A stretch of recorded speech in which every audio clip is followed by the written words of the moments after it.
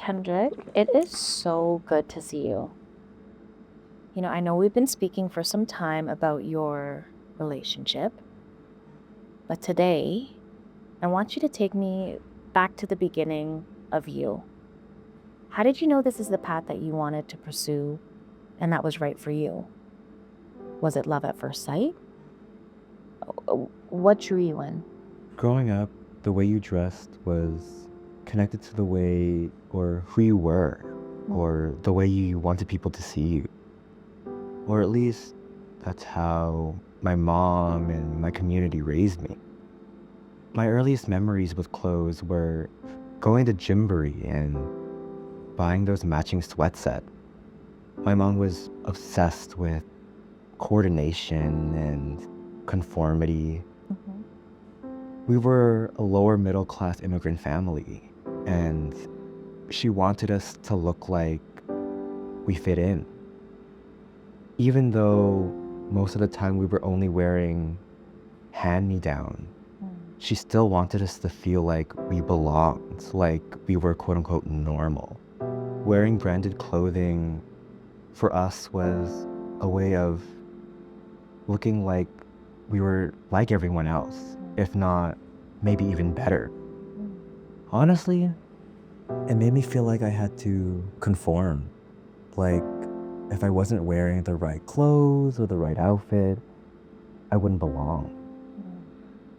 But at the same time, I started to develop my own sense of style.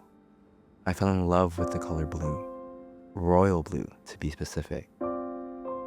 I loved how it made me stand out, so I wore it as much as I could. To me, clothes became a way of expressing myself. I remember always getting compliments from my sister. The way I dressed always made her smile. It felt good to wear something that added value to someone else's life. Then one day, one of my friends came up to me and asked me if I associated with gang. Honestly, I was so shocked. Like, at that point in my life, I didn't realize that the colors you wore could be associated with violence. I, I didn't understand. Growing up in Rexdale as a kid, I can remember seeing groups of people at any given time, often wearing the same colors, red or blue. A part of me liked the idea that the way you dress could symbolize a sense of community and security. But at the same time, I had no idea I was being associated with gang culture through what I wore. That changed the way I looked at wearing color. That is such a formative experience. It seems like what you wore started to take on a lot more weight for you. Not just in the way you were expressing yourself, but also as a way to avoid being misunderstood. And then in middle school, you were forced to wear a uniform. Tell me about that shift. Oh, it was huge. In middle school, we had to wear a white polo and navy blue chinos every day. It completely shifted how I looked at clothes. Before, I saw them as a form of expression, but with the uniform, I saw how quickly clothing could erase individuality. I guess the idea was to level the playing field, and in a weird way, it gave me some relief not having to think about what I wore. But eventually, I became obsessed with one thought. Was uniformity actually good for creativity or not? Now, high school was a mess when it came to clothing. I had no idea what to wear or how to dress myself. So, I got really into merch. I liked how sports teams and clubs had matching outfits to show they were a part of something. I remember for my 16th birthday, I made custom white t-shirts with my face on them for all of my friends. I wanted to create my own team, like a sense of belonging through clothes. So it sounds like building a sense of community and personal identity through fashion has always been important to you. Yeah, for sure. And getting my first job at a shoe store was a game changer. It made me realize that clothes weren't just about expression. They were also about professionalism. Dressing up gave me a sense of purpose. Hey girl, what do you think of these shoes? No? These ones? Yeah, I'm gonna get these. Okay.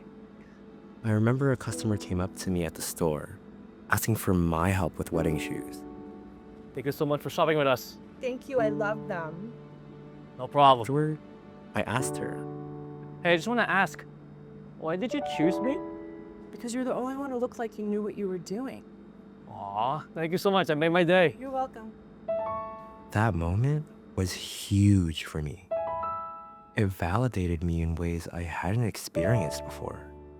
It sounds like that was a moment where you began to associate your value with your appearance and how others perceived you.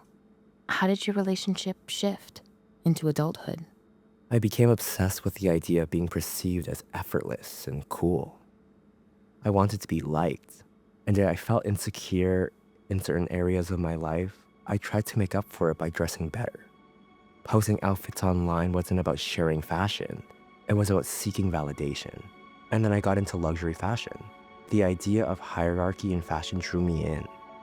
The more expensive the brand, the better I thought I would feel about myself. At the time, I was working at one of the most prestigious brands in the world, and I thought that would make me feel complete, but it didn't. It was a toxic environment. I wasn't used to the gossip and competition between coworkers, but I kept telling myself, this is who I am now. The pressure and the environment eventually consumed me. I spiraled. I got caught in the cycle of working and partying and using drugs and alcohol to escape. It felt like I couldn't handle the reality of my life outside of my job. The work, the parties, it all became one big blur. There are entire years of my life that I barely remember. Just working in retail and trying to numb myself.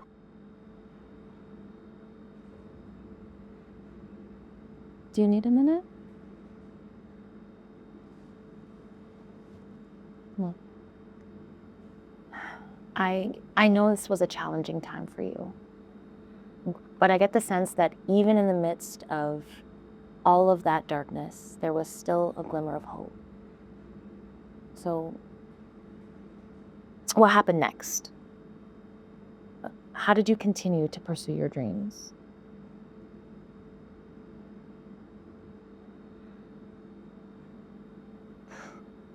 One day, I just decided to cold email a local fashion designer. I just wanted out of retail. I was desperate for anything. I wanted to get my foot in the door, just to find my own place in the industry. I was willing to take anything at that point. Then, luckily, he responded. I was so excited. For the first time in a long time, it felt like something was working out in my favor. Like maybe this was my ticket out of the hole I'd been stuck in. He asked me to help at his first pop-up, and I threw myself into it because I felt like somebody finally saw my value. I even pitched ideas to him. One of them was a high fashion take on classic party tropes, inspired by his aesthetic. Like imagine a shoe that looked like you kicked a red Solo cup and got your foot stuck in it. You know, that kind of thing. Things were going great. I was sure I would be promoted and he would make me his first design intern. You know, like a thank you for all of the energy I poured into his brand. And then? He fired me. It crushed me. I was finally starting to believe I had value beyond folding clothes or sucking up to store managers. And then it was gone. Just like that. I remember leaving his store feeling like I had nothing left. And then on the way to the bus stop, a homeless man threw a beer bottle past my head. I was wearing this jacket I made. It had, "Did you make someone smile today?" painted on the back. And in some twisted way, I thought that message might have triggered something in him.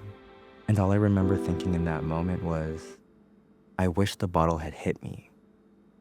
That was my breaking point. I went back to retail and buried my dreams. But something must have changed again, right? Yeah, in 2023, I just said fuck it. I decided to give my dream one more shot. I committed to being unemployed for 6 months and went all in on my first runway show. No more distractions, no more waiting for someone else to believe in me. I wanted to prove it to myself. And I did it. That year, I closed Toronto Fashion Week with my debut collection. People said it was one of the best shows presented to date. Kendrick, that is so inspiring. You turned your pain into power, and you redefined your story. So, what's next? Well, I've been working on a few new designs, and I'm excited to pursue some new ventures.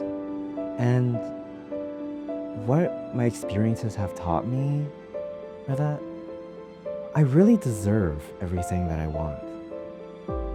Mind you, I have no idea how it's all gonna happen or how I'm gonna achieve these things, but I trust myself, and I know that my dreams are gonna become my reality.